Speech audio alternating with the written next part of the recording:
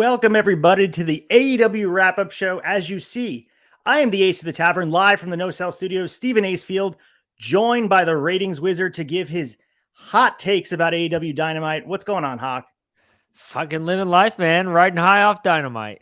Let's go, man. I'm glad to have you. You're becoming quite the regular here. This is like 3 episodes in the past 6 weeks or so, so you're becoming quite the wrap-up standard now, I would say. Yeah, people have been calling the hotline. They've been demanding me on the show.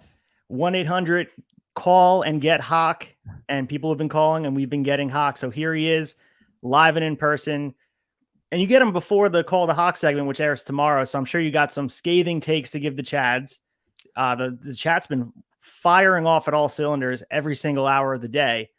Man, there's a lot to talk about in wrestling.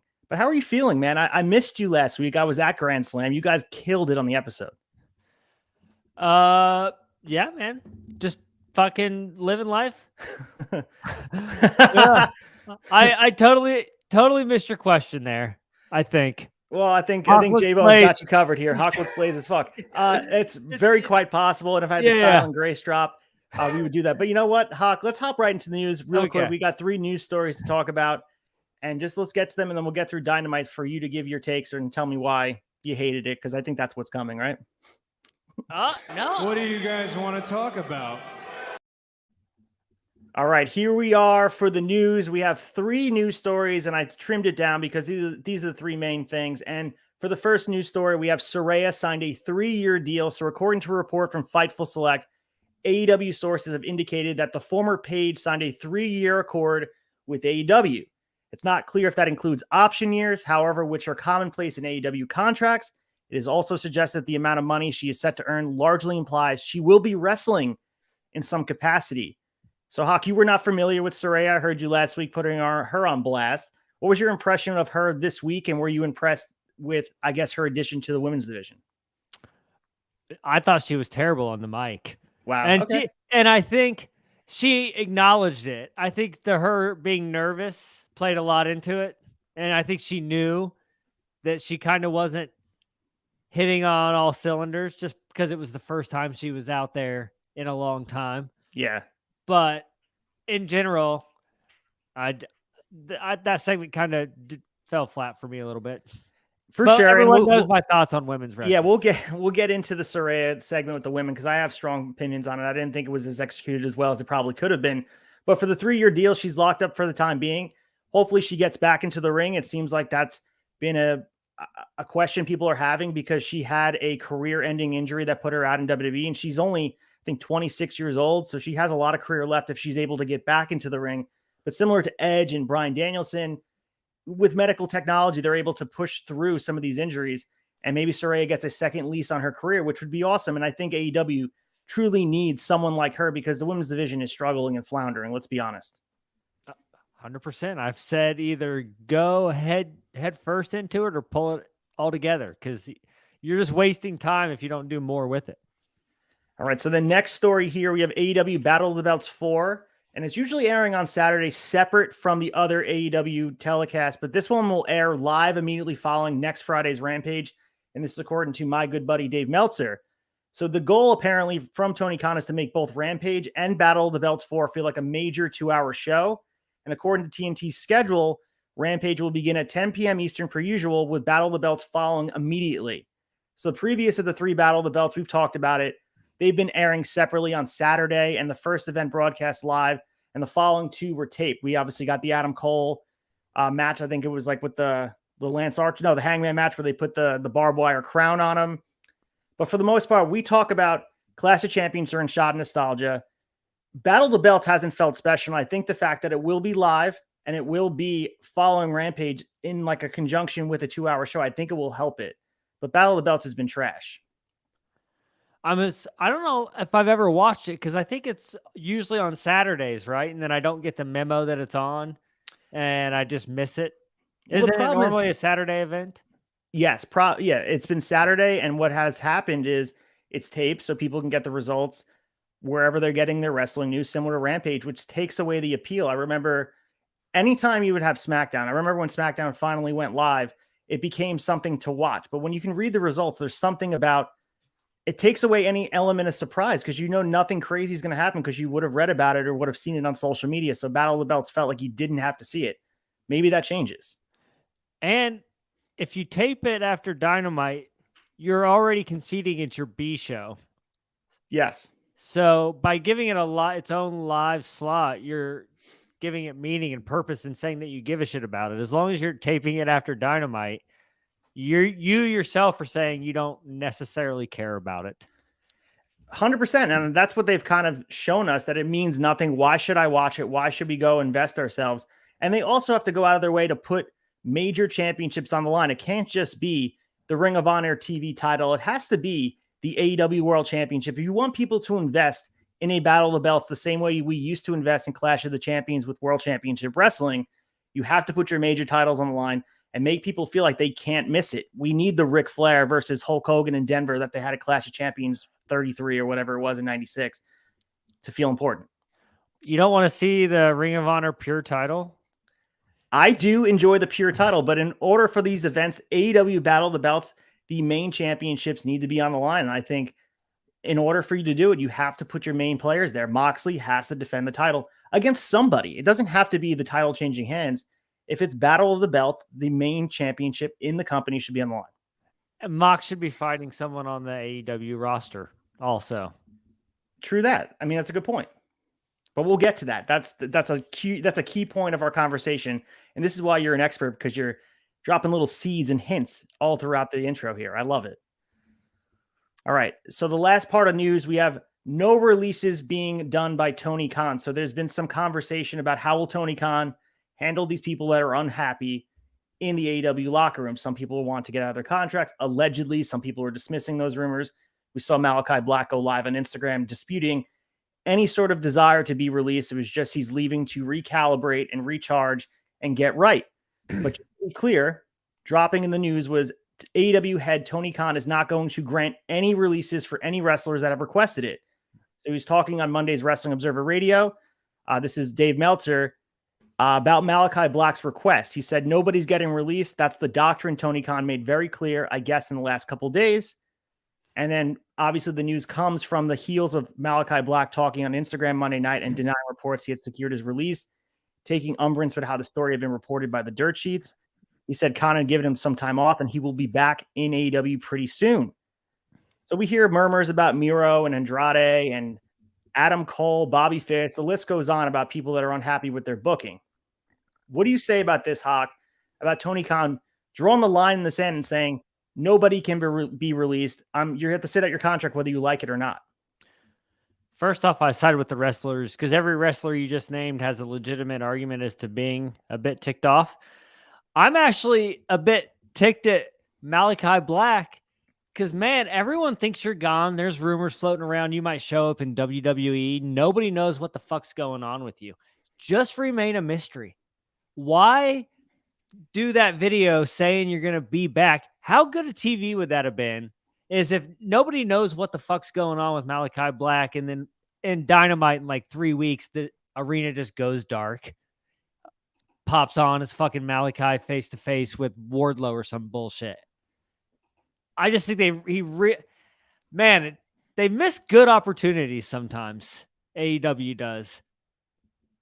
Yeah, I mean, you're right. And I think the reason Malachi went on live and did that was to dispute any rumors that there's controversy or this conspiracy and other things too. I mean, but he was who gives dropping a fuck? Let rumors swirl. But he was dropping things. People TV. were sending death threats to him. So I think I think it was just paired with that the IWC was being as crazy as they can be. The worst of the worst were coming out of the woodwork to throw any sort of hate towards his way. He's taking a break from social media. And we know social media can be the bane of everybody's existence and bad for mental health and all that. So I don't blame him for coming out and saying what he did, but you're right. As a wrestling fan, it would be awesome if he would have just come out. If he was indeed always coming back, if that was always the plan, he's coming back 3-4 weeks from now, 5 weeks, even 3 months from now. The lights go out.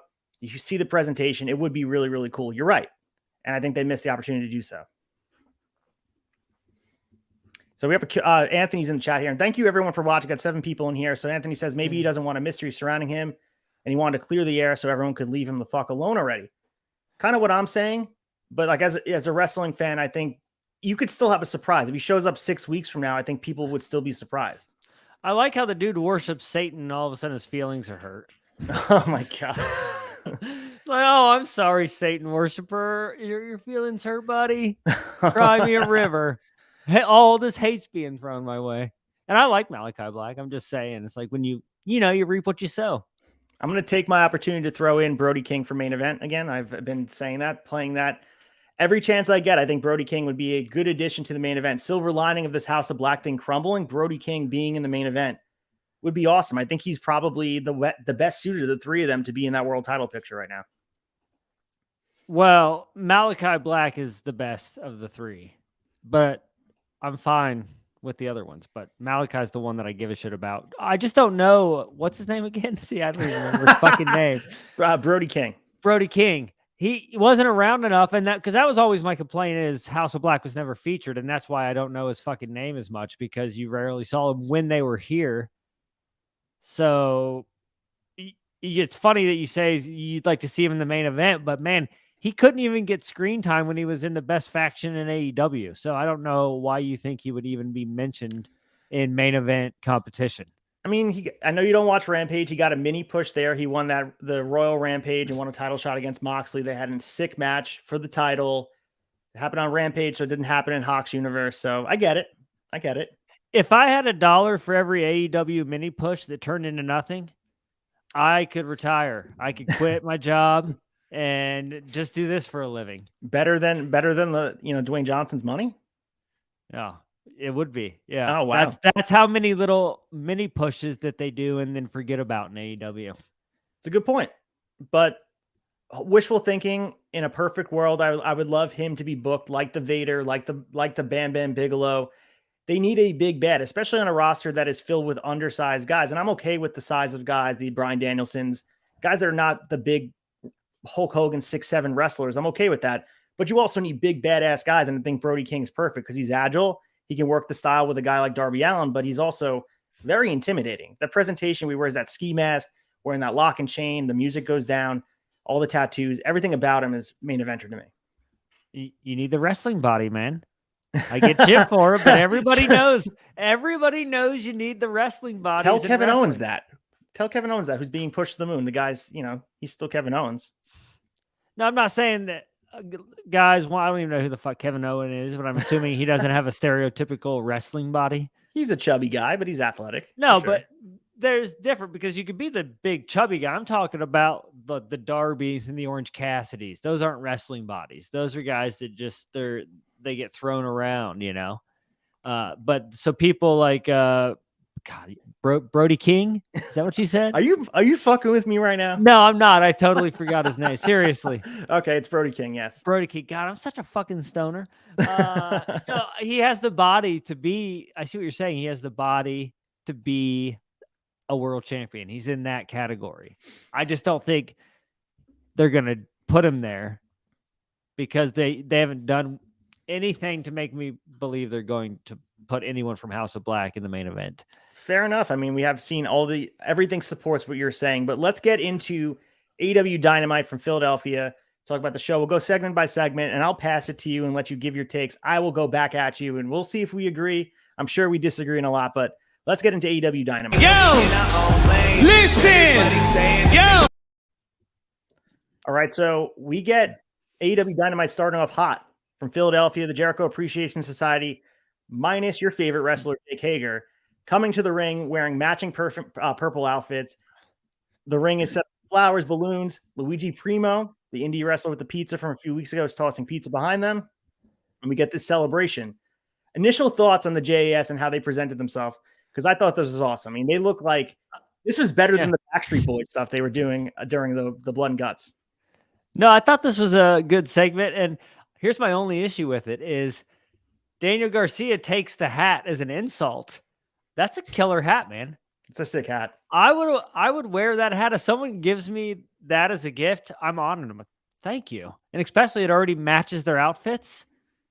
So maybe it was a very regal purple too. It was like not even just a light purple. It was a regal purple. So I think they could have found maybe a better way to do it, only because I think most people were like, actually, that's a pretty cool hat. But no, in general, I'll say that I think this is the best Dynamite that we've had. Man, I don't know, 6 months, maybe. I don't know, maybe the whole year. And I'm not saying it's one of the best Dynamites ever or anything. I'm just saying, as far as how the product's been, this is one of the better Dynamites we've seen in a good long time. Yeah, and I think it really stems from the fact that some matches have been set up with segments, and it feels like the stories intertwine to each other. And for example, Jericho cuts his promo. He calls himself the most honorable man and the most watched champion in ROH history. Immediately getting heat. It's perfect. Calls this era the Ring of Jericho, and said tonight Bandido will get the rematch for the title. I know you don't know who Bandido is, but he's a ROH legend.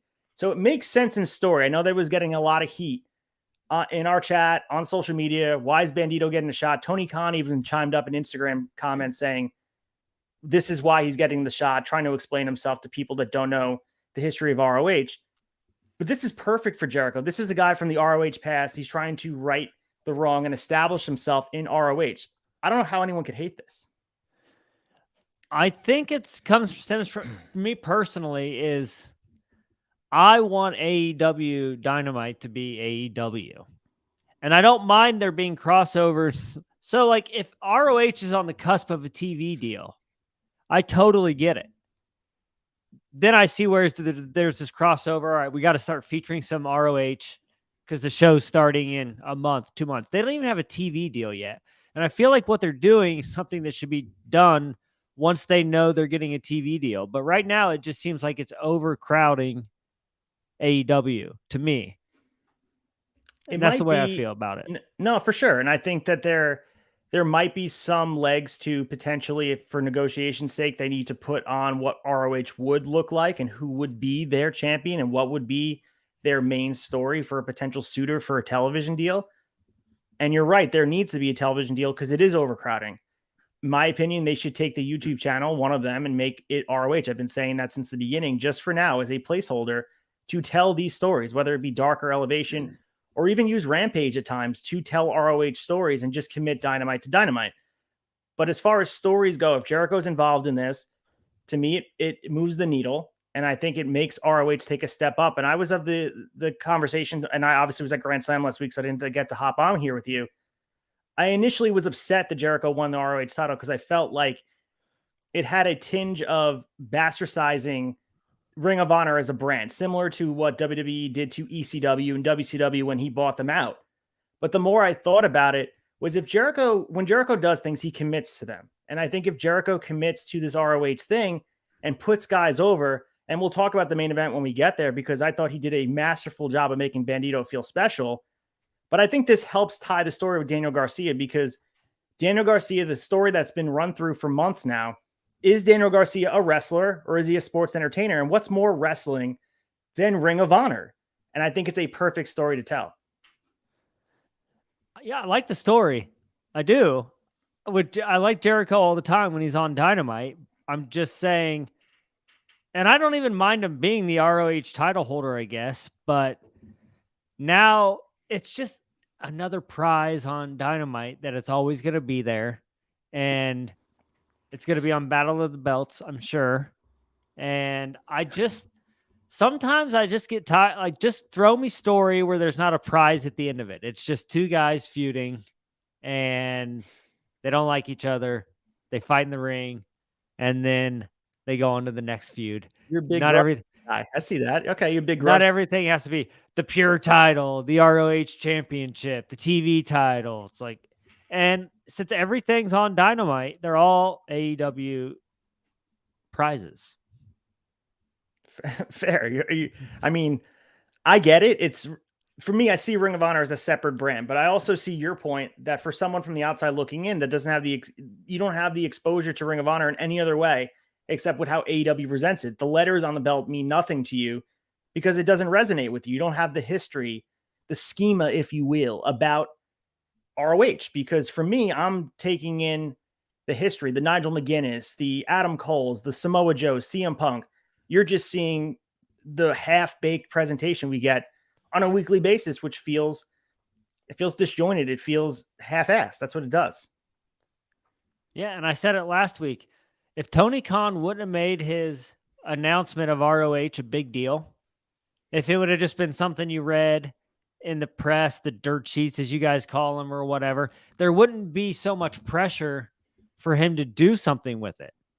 Because if people were calling for it, he could just be like, it's not ready yet. He could be like, if we do it now, it's going to be a half-ass product.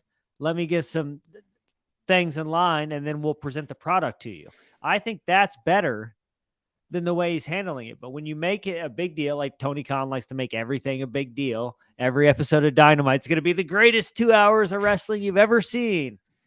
And because he made it such a big deal, he felt obligated to throw it on Dynamite even before ROH gets a deal. And I think YouTube would be a fine place for it, because honestly, it would be better if Dynamite was on YouTube, because that's what I have. I have to use J-Bone's YouTube TV to watch Dynamite. So it's not like the old day. There's probably some ego in it, like we want a TV deal. Yeah, it's a prestige thing for sure, and an advertisement doesn't deal. matter anymore, because most people probably don't even watch it live anyway these days. It's a fair point, and I think there's a lot of prestige and ego in your way, and there's advertisement dollars that are different for network deals, plus different than YouTube and advertisement deals. But you know, it depends on the views. If you can get the amount of views, and we look at some of the views that they get on these videos, and even some of the WWE videos, they get millions of views, more so than they're getting on a live SmackDown. So the Nielsen ratings are not measuring the same way that we get from clicks on TikTok, on Instagram, on Twitter, and also on YouTube. These are things that are not measured correctly yet. I don't think we're quite there with measuring ratings in the way that need to be measured. I think when where we're at in 2045, when we're able to measure what exactly, who's watching what, and for how long, it's going to be way different. And they're going to move away from this archaic way of measuring, which is the Nielsen ratings. Which that doesn't even measure how long someone watched it, right? No. Well, YouTube does. Like, you can go and, like, if you go on our YouTube channel, you can see how long and from where someone's watching, and it gives a generalized take on it. But for the Nielsen ratings, they're still following an archaic way of doing it, where people with Nielsen boxes, and they're able to track who's watching based on trends and age groups. So it's not fully accurate. They're not tracking everybody. So it's not based on. I remember the Nielsen box. They still do that? Yeah, but it's in a different way. That wouldn't be a representation of anything. So let's get into the end of this. So there was a good 15-minute segment to end it. We have Bryan Danielson challenging Daddy Magic to a match, which was cool because this is the first time in a while we've seen Dynamite open with a segment that leads into a match, which was cool because I couldn't remember the last time this happened. So we get Bryan Danielson obviously defeating Daddy Magic, Matt Menard. Angelo Parker had this comical thing. He gets carried out by Cesaro. I mean, I call him Cesaro. Hold on, I got to play the drop now. He gets carried out by... Are you Hold on.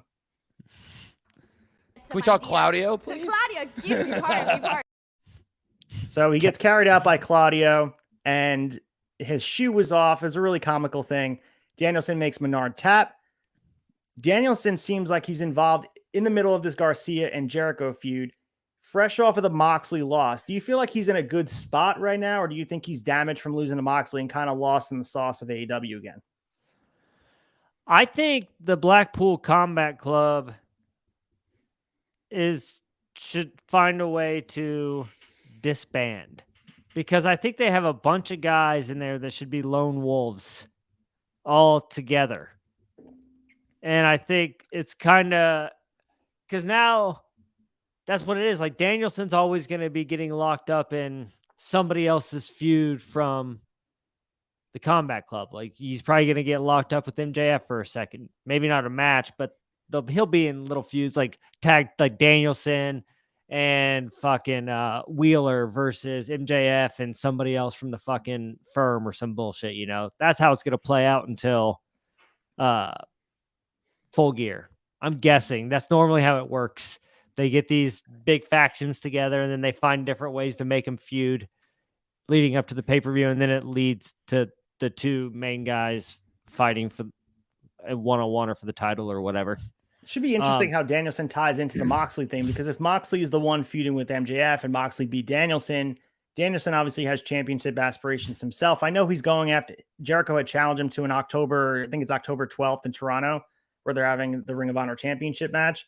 So he's going to be tied up there a bit, but it should be interesting how they use Bryan Danielson in this build to Moxley, because Moxley and Danielson have this mutual respect, obviously, through combat, and obviously they've teamed up and they're in the faction together. But I wonder how they're going to use him there. Like, obviously build up a few weeks before, maybe like as you mentioned, they have MJF versus Danielson in a match one-on-one without anything on the line. Maybe they who knows? I think it'd be a cool build.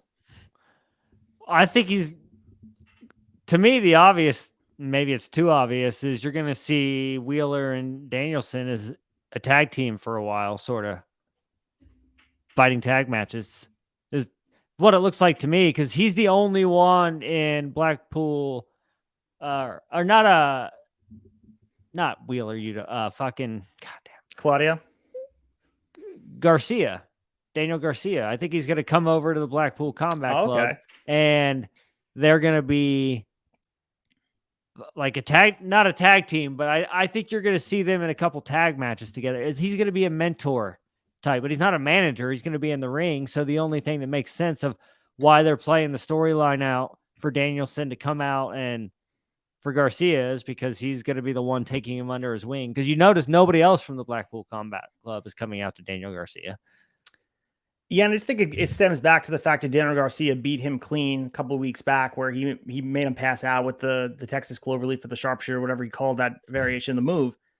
But I think the end of this road will eventually lead to Jericho Garcia unifying both of these titles. I think the pure title probably be dissolved, or maybe they'll do double champions. I think ultimately they probably have eyes on Daniel Garcia being the one to lead this new ROH brand after Jericho probably raises the bar about where that championship should be. And hopefully by the time Daniel Garcia is ready to be champion, they have a TV deal. Like, that is the elephant in the room here. We can't go on with this ROH thing being, as I mentioned, half-baked. You can't bite into it and just you have to have this television deal in place with, whether it be an hour a week, 2 hours a week, it has to be somewhere where these guys can tell their stories and start build these characters in this universe, because right now it feels disjointed. We have Wardlow teaming with the two TV champions are teaming together, Wardlow and Samoa Joe. What's the direction of any of these guys? It just feels like they're throwing them on TV to throw them on TV. I'm 100% with you. And it kills me because the cons have, stupid money, buy your own island money, that kind of shit. You have a bunch of wrestling shows you want to put on. I don't know why you don't start your own channel, like a Spike or some like Laugh TV. It seems like it's pretty easy for people who want to start their own. When I go back to Ohio and flip through my dad's Dish Network, there's all kinds of dumb channels that shouldn't exist, man. And why don't they just go full into it? I know they never will, but if you did that, you'd have the opportunity to just fill hours and hours of wrestling. You could put Dark on the channel. You could even start a whole woman's show, like a whole program that's just dedicated to the women's division. That's not going to happen, but I'm just saying, like, if you got that kind of money, I just don't understand how it's so hard for Tony Khan to get a TV deal. It seems weird to me.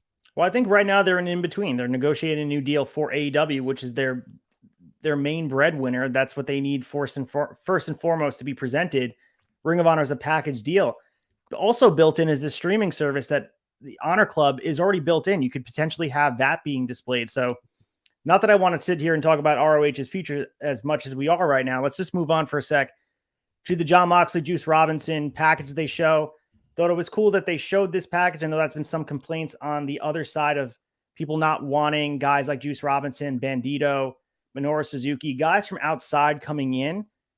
For someone who didn't know Juice, as far as they presented their history, did you think it did enough, or were you like, you're still sitting there lost? I just don't care about it, because you can't. Part of wrestling is getting invested in the characters, and you can't get invested in characters you're going to see one time they bring you on and to fight Mox, the champion, and we don't even know who the guy is.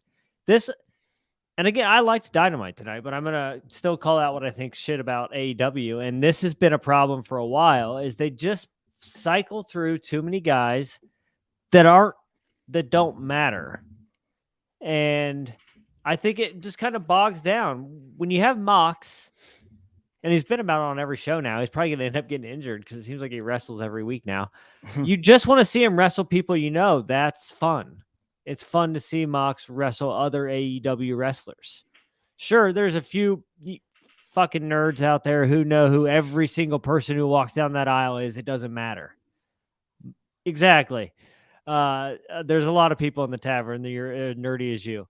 But for people like me who's just trying to watch Dynamite, that's the only thing I follow. I think you should be able to watch Dynamite without a working knowledge of all of wrestling of all time.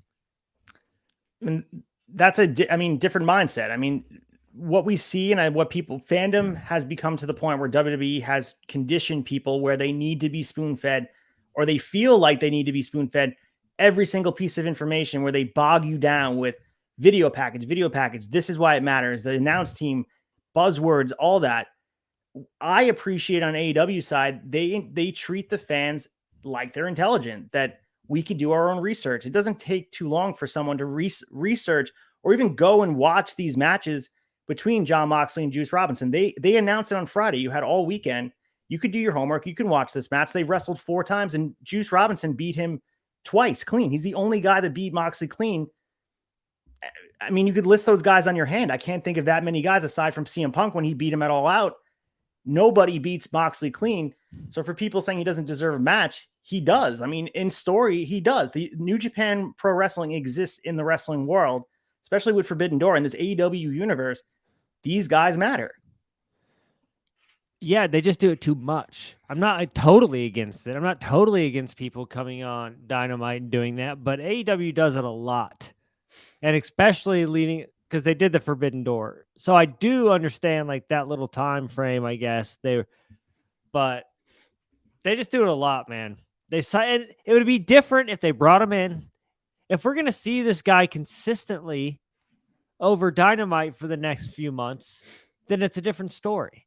But if I know AEW, they brought him on to have this match, and then we're just not going to see him again. And that's why I think what gets on people's nerves. Not the match itself and that they're there and they don't deserve it. It's that there wasn't really any lead up to it, and there's not really any follow-up after it. So it's just kind of this, oh, who can wrestle Jon Moxley this week? Let's pick someone. Nobody knows who the fuck it is.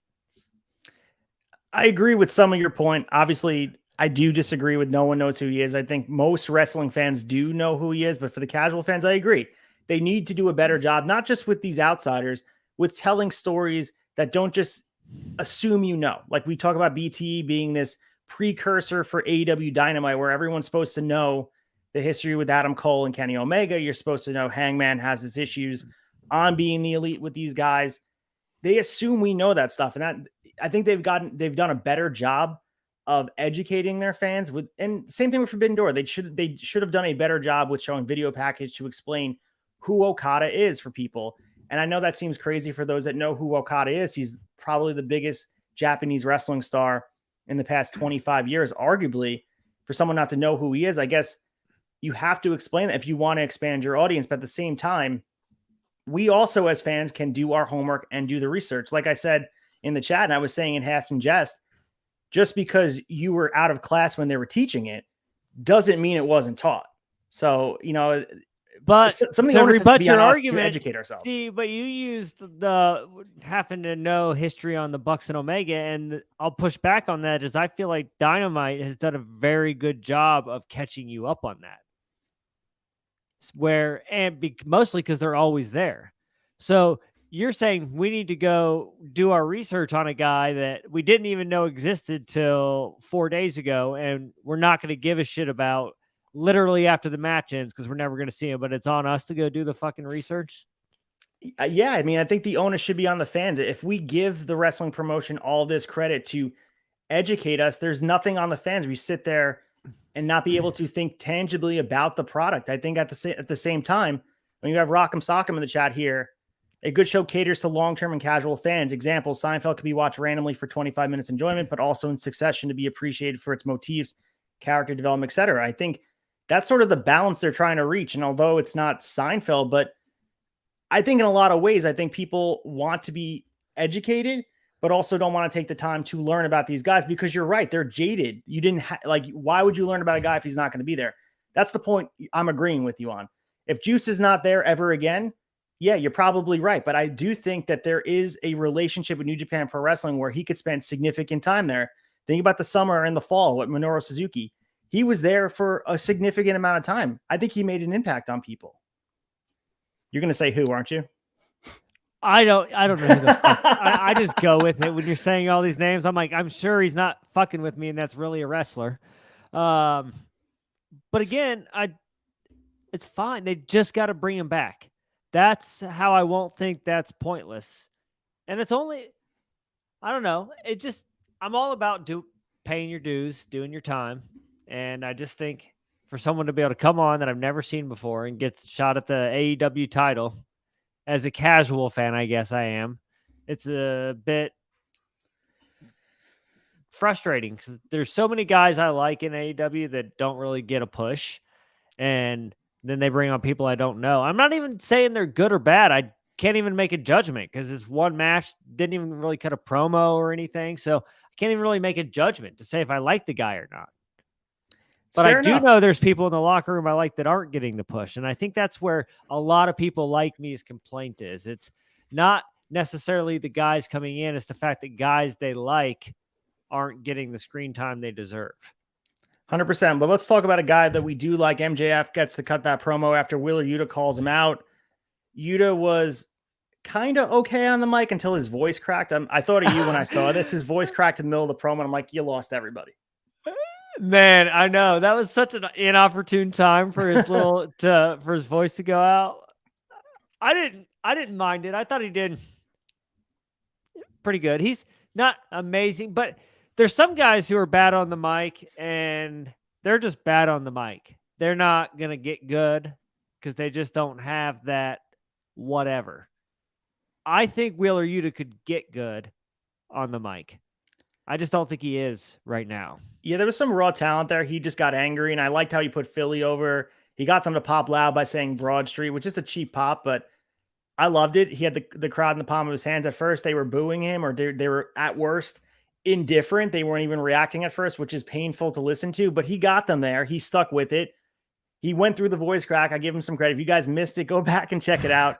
Not to put him on blast, but it was quite alarming because, like, for me, that's be-all end-all. I just would have probably tucked my head and left. But then MJF came out. I'm surprised MJF didn't call him out for that. Maybe he missed it because MJF is brutal. I thought for sure he was calling out Wheeler for that. That would have been an easy one. And I mean, MJF it's not even close. He's the best thing on Dynamite. I mean, there's not, whatever's the number 2 thing going on Dynamite is just way beyond what MJF's doing right now. I think he's the best thing going in AEW. He's fantastic, and he's been so missed. It's been obvious.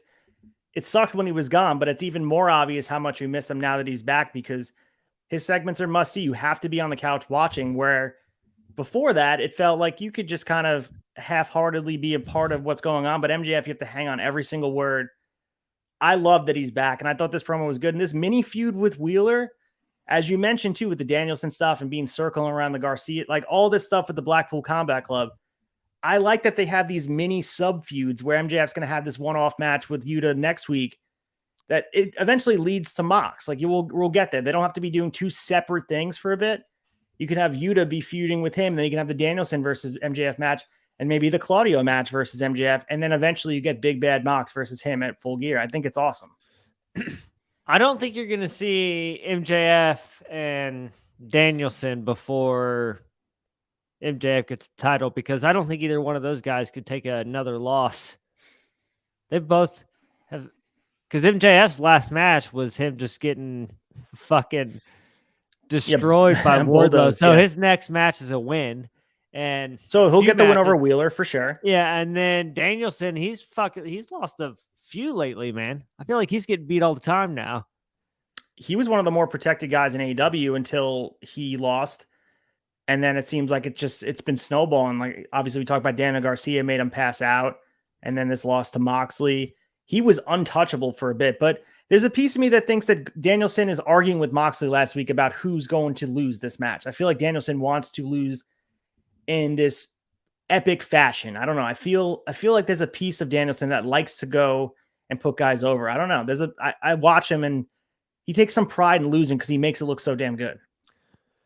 Well, I would almost say that Danielson's going to be the next champion after MJF because MJF's clearly the next Yeah. AEW champion, and I think it's going to happen at Full Gear. And then I could see Danielson being the next AEW champion after that. So if they already know that, that would probably be a lot easier for Danielson to take the L. It's like, yeah, okay, I'll take it because I'm going to beat you next year at this time. Yeah, well, with Danielson, I think we were saying this on the wrap up or the debate. I forget one of the shows that we're on. I think the window's closed for Danielson. I think at this point, the reign for MJF eventually, when he wins this title, he's going to hold it for such a long period of time that Danielson, I'm not saying he's going to be retiring anytime soon, but I don't see him wrestling for a huge amount of time. And so by the time MJF's ready to drop the title, wherever that lands us, who knows if Danielson's even active? I mean, if we get a really substantial run from Maxwell Jacob Friedman, I think it would be, hopefully it's a year and a half. Like, I think it would be great to start at November 2022 and go all the way into the end of the year. I think who knows where Danielson is at this point. Yeah, and there is, because MJF likes to fucking talk about it, but it's actually a real thing. Like, his contract is up in 2024, and WWE will definitely be pitching MJF. Not saying he's going to go or anything, but he could. He could definitely. I could see MJF jump into WWE just because that's, at the end of the day, well, whatever product they're putting on right now, they're still WWE, and that's the dream, man. That's a wrestler's dream. Yeah, the chat seemed to believe that he's signed long-term. We had the debate question a few weeks ago. I'm of the ilk that he has not signed. I think he's waiting to play the field, and he's deserved at this age, 20-something years old. And I also talk about siding with WWE, because every interview you see, he has this flair where I think he eventually wants to wind up taking that route of Hollywood, the John Cena, the Rock being the ultimate goal. I'm not sure if anyone reaches that height. But I think that platform is even expedited when you're in WWE, and I think that fits. If he has aspirations outside of the realm of wrestling, which I think he does, I think WWE is the spot to do it. And who's to say he doesn't come back to AEW after going to WWE? Who knows? I just think the conversation's not said and done. I think there's going to be conversation throughout the rest of the year, especially with Triple H at the helm now. Well, according to the group chat, the honeymoon's over for Triple H. Like, he's just as shitty as Vince McMahon is what I'm hearing. That's tongue in cheek for sure. But, people, whatever. There's tribalism all over the place. People want to side with who they like. And wrestling has all different flavors. It's vanilla, chocolate, and strawberry. So sometimes you only want one flavor. Sometimes you want to make a sundae with a whole bunch of stuff. And I'm one of those people. Give me the death matches. Give me GCW. Give me Impact. Give me New Japan. Give me WWE. I love all that shit. Give me that sundae with a whole bunch of stuff on it. Peanut butter sauce. I want all of it. If wrestling is your thing, I get it. I would too. Like, I'm into movies. I watch a fucking movie a night. But if I was into wrestling, I would do that. I'd like, Mondays, fucking Raw, Tuesdays, what the fuck ever. And then every night of the week, I'm watching wrestling instead of movies. Yeah, I mean, and there's also back catalog too. You talk about old movies, there's old wrestling. There's hours upon hours of not free, but streaming wrestling out there where we're doing Shot Nostalgia. Quick plug for that. 1996 WCW. We are watching every week of Nitro and pay-per-views and Clash of Champions and reviewing them. And Bellcaster and I are having the time of our lives. Like, it's when did you guys start? Like, what date? Like in the 90s? January 1st, 1996. And right now we're at October 21st. 1996. So we have about 5 or 6 episodes left. And you're watching Nitro? Yes, WCW Nitro. Okay. Maybe I'll get caught up. Well, even just hop on now. We're about to watch Halloween. We're watching 2 episodes of Nitro for this Friday. Chad's going to be joining us for the episode. And then on next Friday, we're doing Halloween Havoc 1996, sponsored by Slim Jims. Macho Man versus Hulk Hogan. It's fucking epic. Oh, sweet. Well, maybe I'll catch up. I got all the time at work just to throw bullshit on and watch it. So there's a lot of shit. People, not that I want to gloss over what happened on Dynamite. People, they like to look at wrestling with rose-colored glasses from when they were kids. There's if we were watching Nitro now and reviewing Nitro, there's so much garbage on it. So much more. We're spoiled as wrestling fans now. Well, it's just like SNL. People look at the glory days of SNL. If you think it's like the 90s with Sandler and Farley, Why don't you try watching those shows after like the first 45 minutes? Right. And it's like, it's always just shit. Like you want to look at it like it's all great. It's like, no, it was great, sprinkled in with a bunch of shit. Right. Hawk with the fire takes. SNL in the 90s is the same as 1996 WCW because Hogan and Flair and Macho Man, amazing. But you also got VK Wall Street, Hacksaw Jim Duggan, Mr. JL, and Yo, don't talk shit on Hacksaw Jim Duggan. What the fuck, look, I got man? above my head, I got the Hacksaw Jim Duggan signed piece of memorabilia. He signed that for me. It says good luck. Good luck with what? I'm not sure. I But he had said good luck. I had the foam board. I bought at a wrestling event. Hell yeah. Yeah. All right, let's talk about AEW World Champion Jon Moxley defeating Juice Robinson. I'm going to take the lead for this match. I know you said that you weren't impressed, but we'll talk about what you thought about this match in general. I thought this match was too slow and too short, but I did think it actually presented Juice Robinson in a very positive light. He dominated a lot of the match. There was a couple near falls. He did hit the Pulp Fiction for a near fall, which is Christian's move, the same unprettier move that Christian does.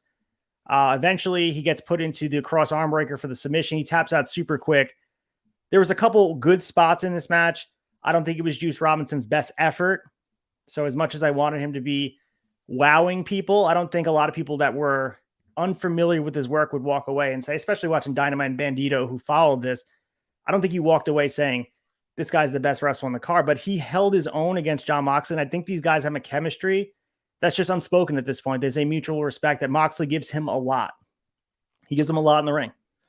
Yeah. Hot take here. I think Mox matches are boring. I like Mox, the character, his promos. He's fine on the mic, but his matches, because you said it was slow. And well, yeah, it was slow because it was a Jon Moxley match. They all are. And I'm not even saying like whether I'm not a huge match guy. I've said this time and time again, but it's just Mox matches are slow. He always bleeds. Mox is a bleeder. He loves it. It seems like he got cut up in the hard way today because that big gash in his eyebrow did not look like he bladed that. That looked like the chair got him when he went through the chair. When Juice Robinson did the flip through the chair, it looked like something came off and hit Mox in the eye.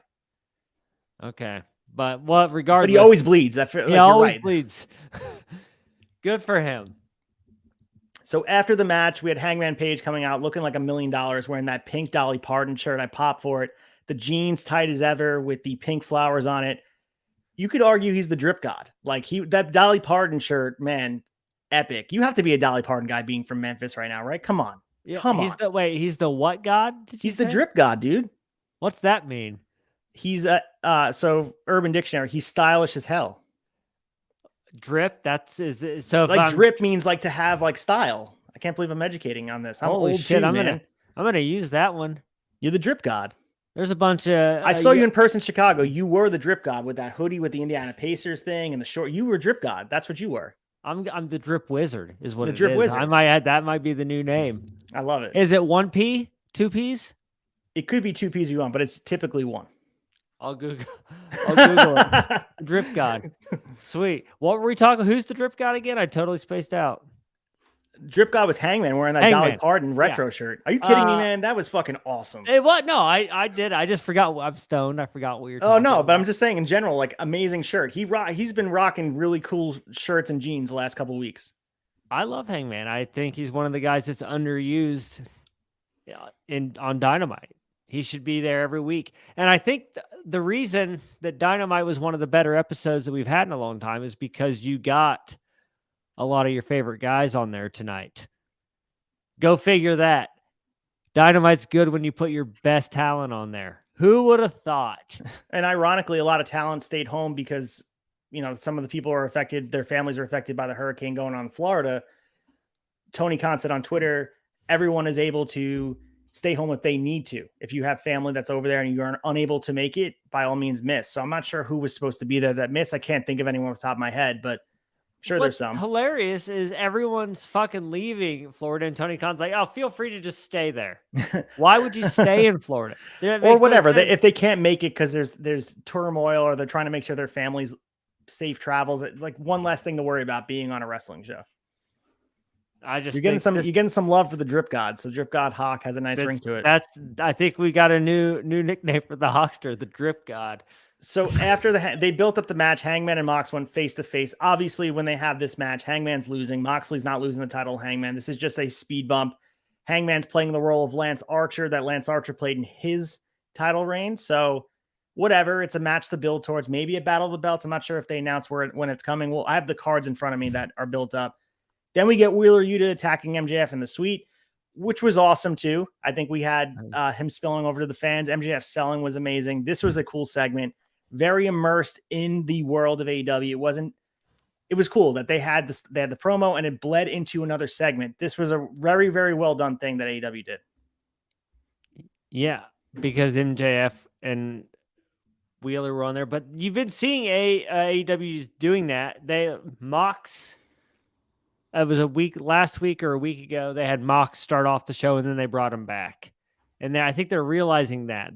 He's starting to be like, okay, since we have a lot of guys out now, we need to really start featuring our A-listers. So I think you're going to see more of that. I think you're going to see some of your top guys at the beginning of the show and then have another little mini segment type thing going on until the fucking Elite come back, whenever the fuck that is.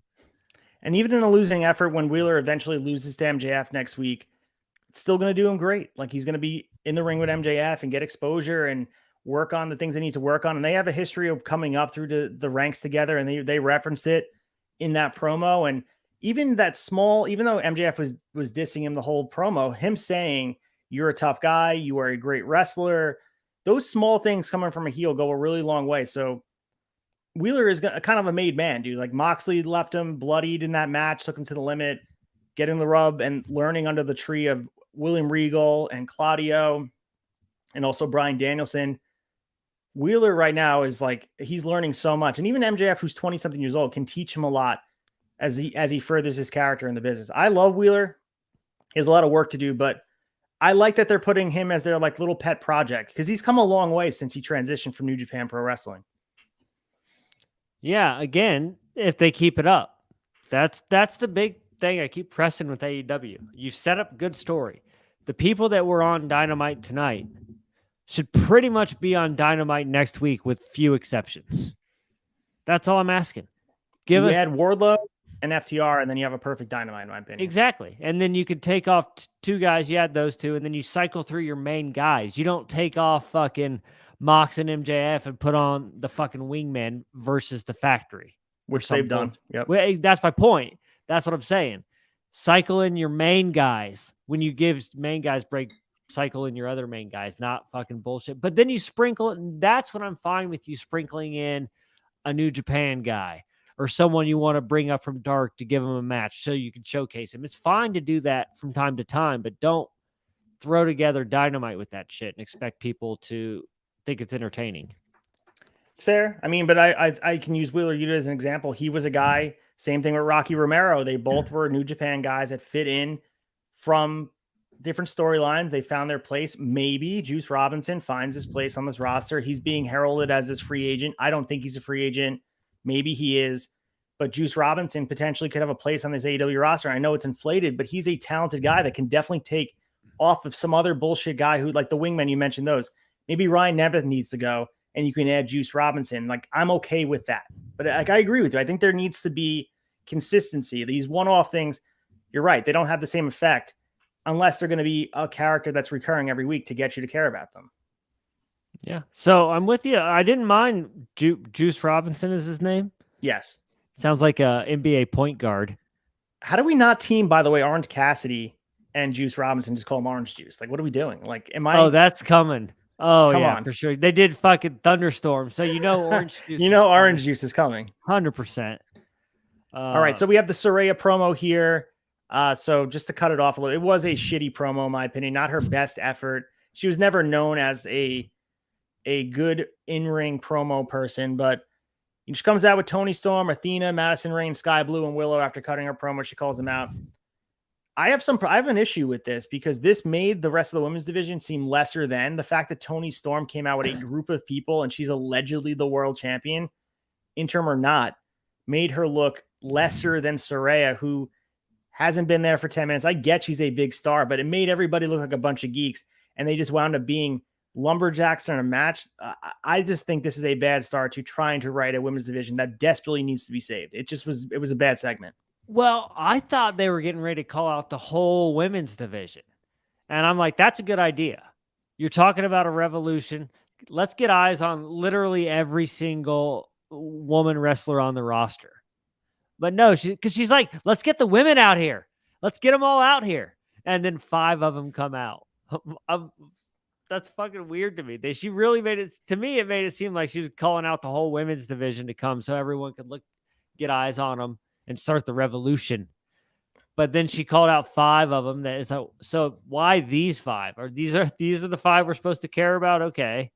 And Toni Storm's the champion, and she comes out with a jobber entrance. I know her music played, but she walks out with a group of people.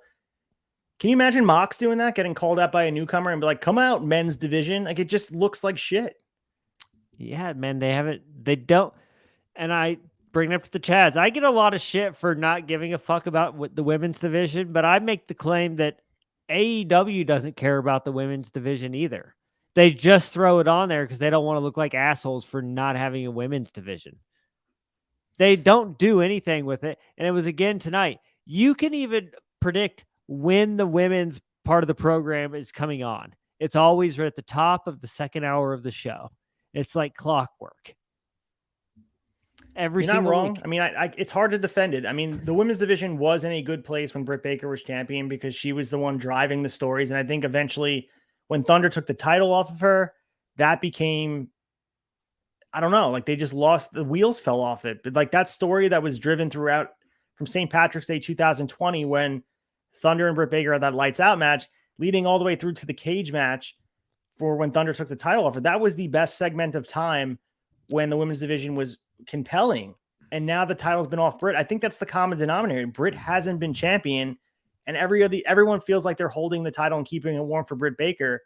And I don't know if it's a compliment to Britt or just the storytelling hasn't been good. I don't know what the hell's wrong, but it always feels discombobulated and unimportant. I just don't know what else to say about it. I'm with you, and they need to give up on old Serena Deeb. Nobody gives a fuck about her. They try and they try and they try, but no one's ever going to care. So we eventually get the match between the aforementioned Serena Deeb. Toni Storm gets the win with the Lumberjacks at ringside. Also didn't make any sense because how does Saraya have the ability to make matches? Like what? Like, I don't know. That kind of lost me there, but whatever. We get an Acclaim promo, which is really good. They have that match coming up on Rampage. We'll talk about that in a second. And then we have Ricky Starks getting a squash win over local Philly competitor Eli Isom. Match went, 2 seconds? Quick spear, Rochambeau sits on his chest with his ass and pins him quick.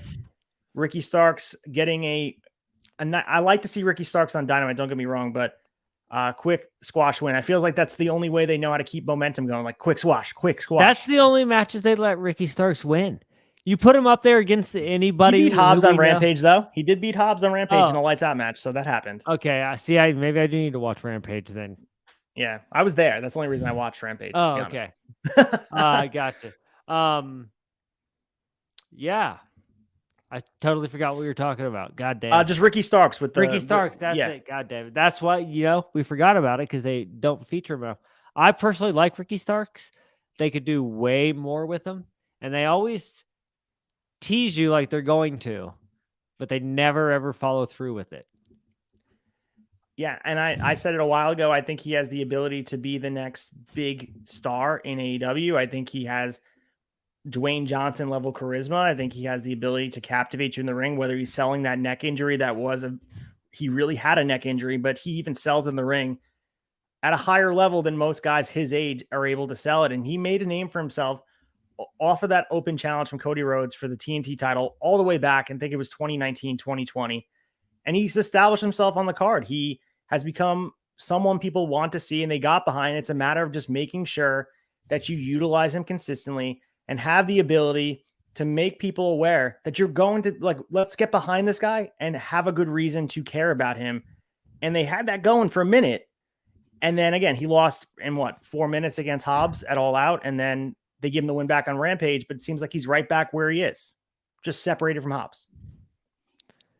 Yeah, and you got to think. So you've allotted this time because you're trying to push Ricky Starks.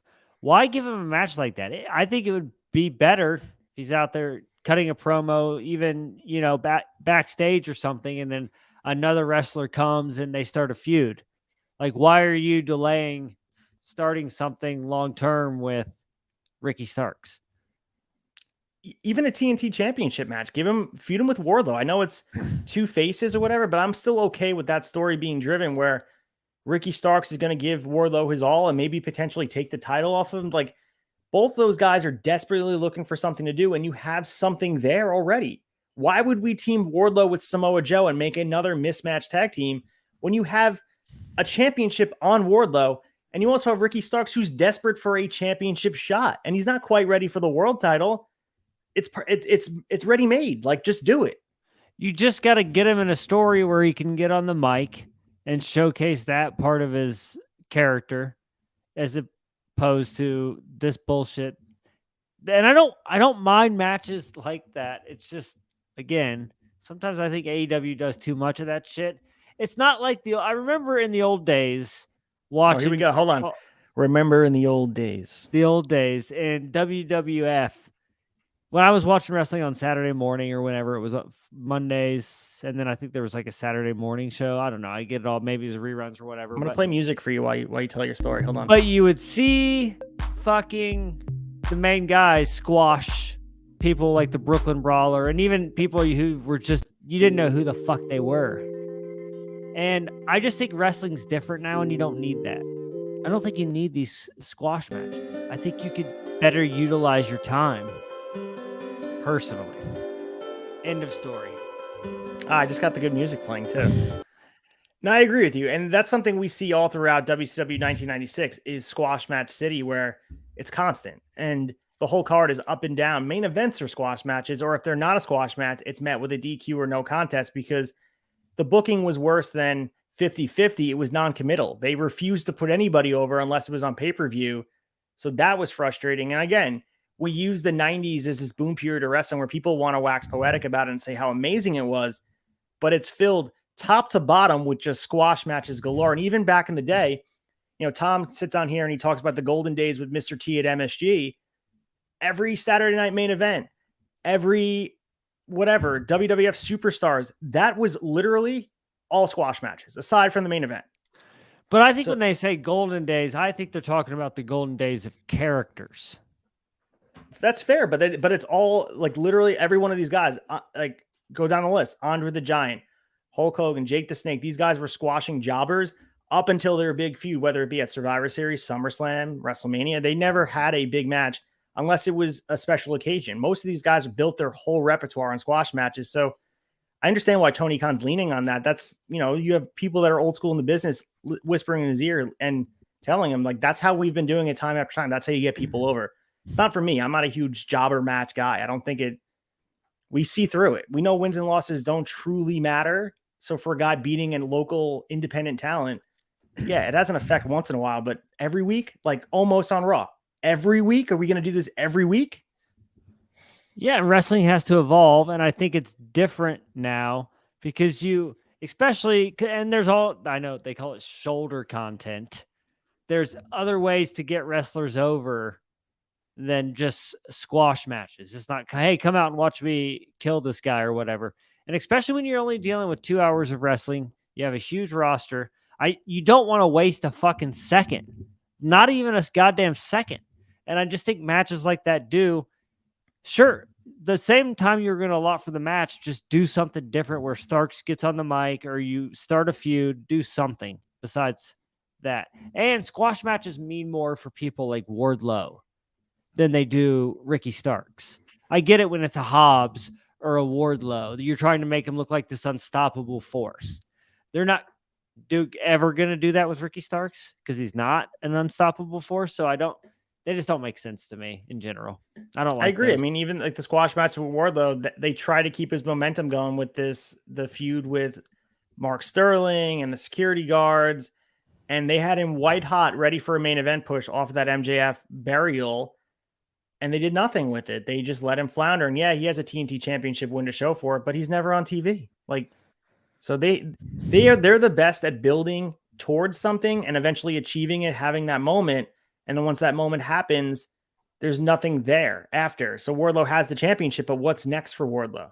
So I think that's what they're really struggling with. And that's when you level up as a booker. That's why these guys, you go down Gordon Sully and guys that have been in the business for a very long time, even guys like Jim Ross, who had the ability to watch time after time. Like, you have to lean on a guy like Jim Ross, Tony Schiavone, that have been around the business for a long time. Like, how could we do something more creative? What were they doing back in WCW in 1986? Like, is there something that we could be doing differently? Well, putting them on goddamn TV is step one. Yeah, they're almost like, well, we can't think of anything, so let's not do anything at all. It's like, well, no, why don't you at least start throwing stuff against the wall and see if it sticks? You got to get them on TV. Speaking of TV, AEW Rampage will be on Friday. It's taped. I don't know if it's live or taped, actually, now that I'm saying this. But this is the card as we have it here, and I'm going to ask you, Hawk, after I'm done reading it, you tell me if you're inspired to watch AEW Rampage September 30th, 2022. All right. We have John Silver versus Roosh. We have the Acclaim defending their AEW Tag Team Championship against Butcher and the Blade and Private Party. Willow Nightingale versus Jamie Hayter. Hook versus a Jobber, because it says Hook will appear. And Lee Moriarty versus Fuego del Sol. Are you inspired, Hawk? I will not be watching AEW Rampage this week. Not even for the tag title match? I will not be. All right. John Silver Roosh didn't speak to you. No. So, I I love both guys. They didn't speak to me either. I'll be honest with you. The Dark Order does nothing for me, and they're bringing each other down. I'd like probably John Silver better if he was a solo guy trying to make a name for himself, but they got that. I just hate that faction. So we have AEW Dynamite, which is the anniversary show. So this is their 4-year anniversary, October 5th, 2022. This will be live next Wednesday from Washington, D.C. We have MJF taking on Wheeler Yuta. We have the National Scissoring Day with the Acclaimed and Billy Gunn segment. Luchasaurus versus a Jobber. Darby Allin versus Jay Lethal. And in the main event, as you predicted so prophetically, Bryan Danielson and Ring of Honor Pure Champion Daniel Garcia versus Ring of Honor World Champion Chris Jericho and the Spanish God, Sammy Guevara. Looking forward to Dynamite next week. I feel like it's a decent card. MJF versus Wheeler is enough to get me excited. And then you add that tag match at the end. I think it's going to be good. We'll see. I mean, familiar names at least, but MJF's got to be there. I know they didn't announce it, but he's there. He's taking on Wheeler. Oh, okay. I missed it. Okay. All right. Yeah, it'll be solid. All right. Well, it's time to get into the main event, but I can't do it myself. I have to get my good friend, the guy who hates his Jack specific figure that has really a lot of heat with me from FanFest. It's Mark Henry. It's time for the main event. All right, so we have Ring of Honor legend Bobby Cruz doing ring announcing. Ian Riccoboni joined commentary, so 2 Ring of Honor flair to it. Man, this match was epic. And I mean, I know that you're not a Bandito guy. You're not really familiar with him, I'm sure. Like, I don't know if you got as much heat about him as the Juice Robinson. I don't know how anyone can watch the match and not just be absolutely floored with Bandito as an athlete. The dude, the size of him, the ability to move around, and at the end of the day, do that flipping fall away slam on Jericho, who is a big fucking dude. That move, Unreal. I would man, these people, like, you're risking your life when you do that fucking move. But it's hilarious. The whole time I was watching the match, I just kept calling him Clan Face because oh my God, his mask looks like a clan hood. It's not always white. It doesn't always wear a white mask, but it is one of the more clever, because it's like supposed to be a bandana covering the bottom of his face. But, he should probably change that. Looks like a goddamn clan member out there. oh my God. And you know what else it reminded me of? It reminded me of when Alec Baldwin in Beetlejuice stretches his face out. Yeah, it also reminds me of that too. So it reminded me of both of those things. How high were you watching this match? Pretty high. I mean, I'm high as fuck now, and I was high then. I don't mind the match, and I don't mind Bandito. Is that's his name? Bandit? Am I saying that right? Yes, it is Bandito. But again, we had 2 matches on Dynamite of people that I don't know. That's a lot. Do one of them. Do one of those matches on Dynamite and do another one next week. That's my issue. You had a squash match, and then you had 2 matches of people I don't care about. And I thought this was a good episode of Dynamite. I'm not shitting on the whole episode, but there's still ways that they could really make Dynamite super compelling. Like super compelling. And I think Tony Khan thinks he's doing an amazing job right now, and that's the scary part. I think somebody needs to step in and be like, dude, here's what we need to do. So once they figured that out, I think it could be super compelling. Did you walk away wanting to see more of Bandito on a weekly basis? Like if he was on your TV every week, would you be here for it, or would you be like, I'm not into it? I would be here for it if he's there consistently. Understood. That's with every person they bring on. I'm never anti any of the people they're bringing on for the most part, unless it's Cody Rhodes or some bullshit or goddamn Danhausen. But just bring him weekly. That's it. Pay it off.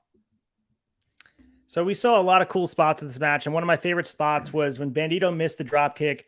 Jericho hit a lion salt for a near fall, thought the match was over, and then Bandito floated over for a lariat attempt into a snap crucifix bomb for another 2 count. And then we got Jericho countered with the X knee into the walls of Jericho, and then Bandito got the rope. So this is like a spot where they had near fall submissions all over the place. And then we had Bandito cut off Jericho on the top rope and hit the Revolution Fly, as we talked about before, that crazy spot where Jericho felt like he was sandbagging, did the flip, barely made it over. Could have been ended very poorly if they weren't able to execute it perfectly. And then he got really close too. Then Bandito hit the X knee flush and hit the 21 plex for an even closer 2 count.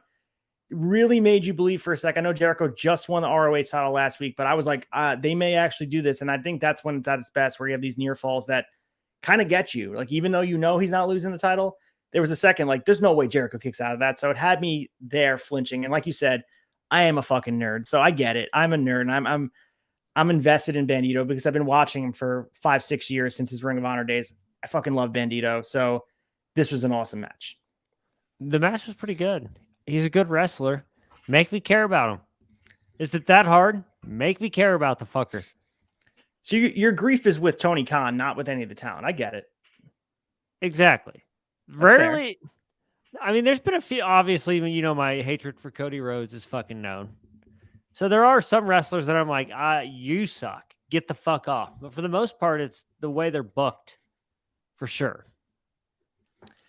So we had the end of the match, Jericho cheating with an eye poke, which, again, he's supposed to be an honorable champion, which is an absolute no-no in the Ring of Honor world. You're not supposed to be cheating with the title. So that's even the inner layer of this story, like an Inception level story, with the handshake desecrating that and then cheating in a match. It's an absolute no-no for Ring of Honor. In the word Ring of Honor, the verbiage of Ring of Honor is honor. At the end of the day, these champions should be competing with honor. Jericho is the opposite of that, as we know. Jericho got the walls of Jericho and got the submission. Like I said, absolute amazing main event. And at the end of the main event, we had Bobby Cruz was brought in the ring, and Jericho said the Ring of Jericho has begun. Jericho said he wants to desecrate the legacy of Ring of Honor. And then he challenges Bryan Danielson for the October 12th in Toronto. And he wants to beat every former Ring of Honor champion. Sucks that CM Punk's not here, because that'd be amazing. So I'm assuming he's going to wrestle Joe. I'm trying to think of any other Ring of Honor world champions. Jay Lethal is going to probably be in the mix here. But then he punched Bobby Cruz, who doesn't seem like the athletic guy, and then gave him the Judas effect. Huge credit to the ring announcer taking a bump here. The guy doesn't seem like he's used to taking bumps. So little props to him. Yeah, and Jericho, because I went back and started watching the very first episodes of Dynamite after I started watching Dynamite for the podcast. I went back about a year. And when Jericho first started in AEW, he was a heel, but like a mean heel. Like MJF is a heel. Like he was mean and raw. But it was weird to see, because by the time I was watching Dynamite, he had already developed into kind of like the campy heel. And tonight, it felt like there was like a little transition back to just being a mean, really mean heel, and without all the campiness. That's Release the hounds! because you have that kind of campiness, but then you have what he did tonight at the end. So it's different. I like when Jericho's a bit more edgier. Agreed. And I think, I mean, Jericho's constantly evolving. I mean, he's going by a different moniker even. He's calling himself the Ocho, which reminds you of Dodgeball. ESPN the Ocho. So it reminds me of that. 8-time world champion. I like this story with Daniel Garcia. I like that they're doing this and they're putting some shine on Ring of Honor. My one complaint is similar to yours. I want the Ring of Honor to have its own television show, because imagine how it would resonate with Jericho at the helm on the front of a poster for these Ring of Honor shows. And I think, I'm not sure what the next Ring of Honor pay-per-view is, but if he happens to be a champion at that time, I mean, it sells itself. For as much as I don't like having a guy like Jericho be a part of Ring of Honor, if they're going to eventually put over a guy like Daniel Garcia, who wasn't a historical Ring of Honor guy, but he's cut from the same cloth, he might as well be Bryan Danielson cloned. I'm okay with it, as long as at the end of the road, we're getting Daniel Garcia with the rub and eventually becoming Ring of Honor world champion. I'm actually fine with Jericho being in Ring of Honor if there's an actual show, because, I mean, Jericho's feuded with pretty much everybody in AEW now. True. So, I mean, it's about time. He has to go because ROH is a bunch of new people, so it gives Jericho a chance to feud with different people. So to put the final finishing touches on Dynamite, in my opinion, I thought it was a good follow-up to Grand Slam. It's a good effort. They've been on a little stretch here where they're putting some cohesive shows together with better storytelling. Is it perfect? Absolutely not. They still have a long way to go. And I think they're still trying to crawl out of that hole that the CM Punk and the Elite drama left them. And, you know, not placing blame on anybody. I think that Tony Khan's doing a better job than probably people predicted, because at some point, things were really rough with all those guys there, and things seemed like they were kind of shifting off the track. At least he got it back on the road, man. Like it feels like they're putting the action in the ring, and it's not about the shit that's happening outside. And at least that's a positive. Oh, I'm just going to put it out there. The last time AEW was super fucking great was right before Punk got there, and then he got there, and that was like the peak. And then ever since he got there, it's been a downward fucking spiral. He's gone for fucking 3 weeks. It's already better. So, let's fucking go. Fucking suck Punk's dick and say he's great. I think he brought down the product, man. In general, I don't think Punk did anything for AEW, and in the long run, it looks like he probably hurt it more than anything.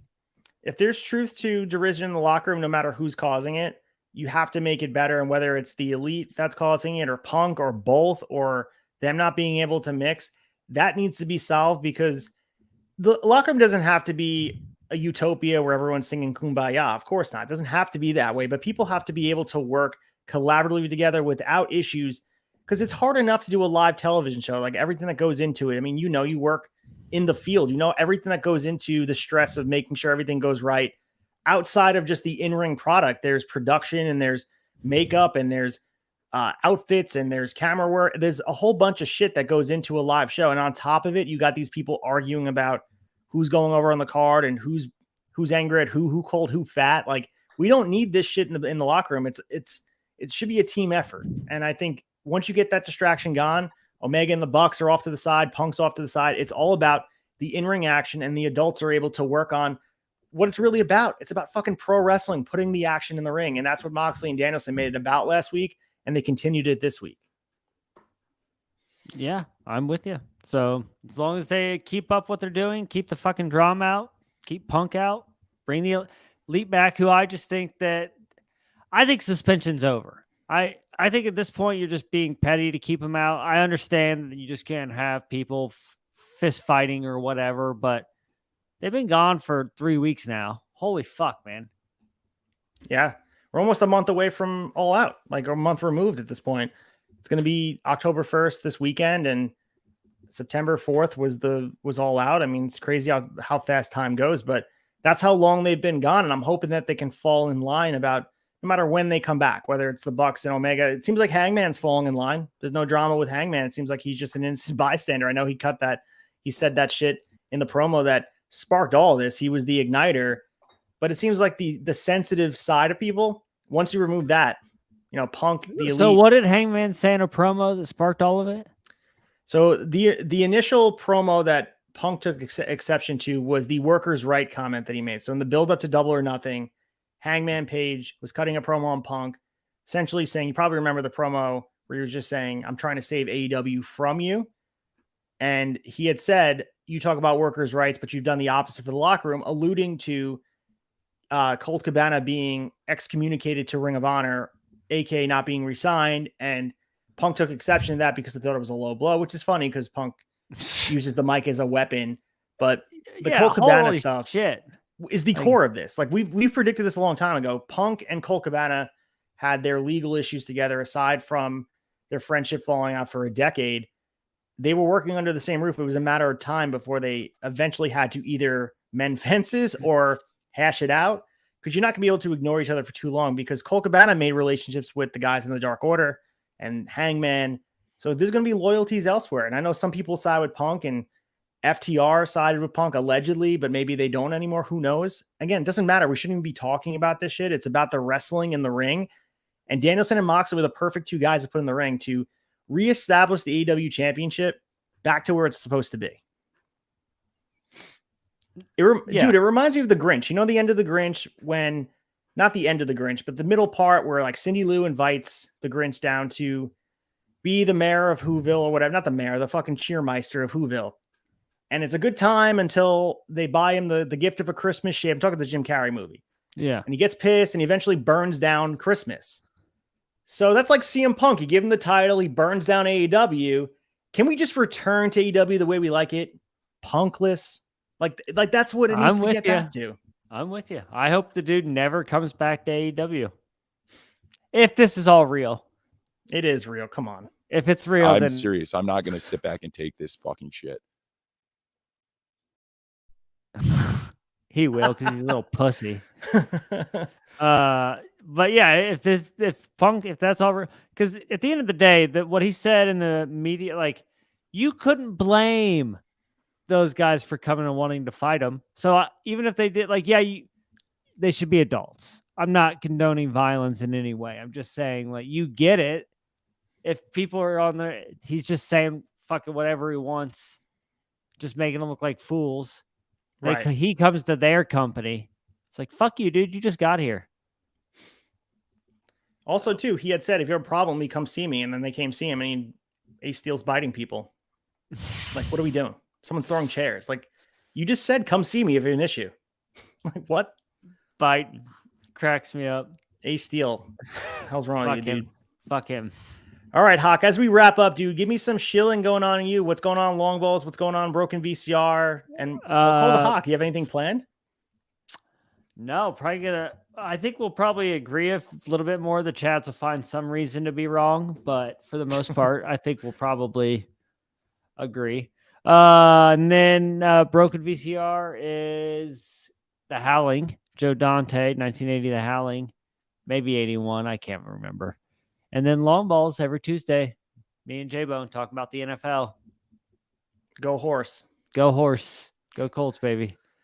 All right, so on my end, guys, we have that VPW show coming up, the 2022 Gold Rush Rumble, 20 competitors, 1 winner, Saturday night, October 15th. Get your tickets from victoryprowrestling.com. Turnbuckle Tavern will have a table there. I will be there giving out stickers, selling shirts. Come say hi to me. It's a good night of wrestling. Some talent you know, some talent you don't know, but talent you should know. And here's the poster, guys. It's going to be an awesome night of wrestling, so make sure you guys come down here and check it out. If you're local to Northeast, it's worth taking a drive. It's a Saturday night. Make a goddamn road trip. Hawk goes from Memphis to Indiana to, all over the place. He came down to Chicago for All Out. If he can do it, you can do it, man. So come out for wrestling whenever it's there. It's worth it. I promise you. Come say hi to me. I'll give you a free sticker, but you got to pay $20 for a shirt. So, but that's all we got, man. And I have the some remarkable wrestling news as well. So I'll hype that on Shot Nostalgia. I don't have the overlay here just to hype that up. So good event coming up. Gabriel Sky defending his title against Desmond Cole. All I'll say is I'll be involved in the show in some capacity. So I don't want to announce it yet. I'm not going to announce it yet, but I will be involved in the show in some capacity. So if you are local to Deer Park, that show will be also happening in October. It's a Friday night, October 21st. Come see me, Deer Park, at the NYWC Sportatorium. So It should be a fun time, and looking forward to my relationship with Remarkable Wrestling. It's going to be a good time. Nice. And also, too, for Here the Tavern, dude, we have Shot Nostalgia coming up on Friday night. Chad will be joining us for the debut of Crow Sting. He's going to be cutting a promo. It'll be the last time he speaks until January 1997. So he goes into hiding. So he does eventually the Crow gimmick. He has Ultimate Warrior style paint, but black and white on this episode of Nitro. And then the next week he shows up full, this thing we know and love nowadays with literally the Crow inspired makeup and the trench coat and the Raven sitting up in the rafters. So it's pretty awesome. So what made you pick January 1st, 1996 to start? Well, is it arbitrary or is there a reasoning behind it? So 1996 is well known as one of the best years in WCW history because of the birth of the New World Order. So I've only seen bits and pieces of Hogan's heel turn in July and also some of the matches you see. And it's, the Giant in pretty much his rookie year, Paul White, aka the Big Show, Chris Jericho's debut in WCW as a young guy, Rey Mysterio's debut in North America. So there's a lot of good stuff in 1996 that I've seen bits and pieces of, but we wanted to watch it in full and break down everything that's going down in the newsletter because there's a lot of drama, just as there is today. People think like this is all new to wrestling, but there's been drama throughout the history of wrestling. Brian Pillman was working the dirt sheets all the way back in 1996, getting people to pay him more money by, going crazy and working the dirt sheets against the companies. And unfortunately, Brian Pillman got into a car accident and was unable to compete for a long time and then eventually lost his life. But Pillman was like the innovator of this like chaos of what's real, what's not, blurring the line. Okay, man, I'm going to get in. Maybe I'll watch it. Who knows? You never know. So if you just pick 2 episodes, I could send you the schedule off air. And if you pick 2 episodes of Nitro and you want to just hop in and just give me the hot take, just hop in with Bellcaster and we can just vibe, man. This is like a vibe tonight. You and I had a good conversation.